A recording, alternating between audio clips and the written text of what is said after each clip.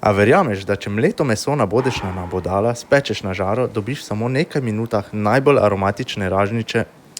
Čebulo najprej naribamo in odcedimo tekočino. Tako ohranimo okus, hkrati pa masa ne bo razpadala. Zelišča sesekljamo in dodamo k čebuli. Sledi česen, limona, mleto piščančje meso in začimbe. Pregnetemo in z vlažnimi rokami dobro pritisnemo na nabodala.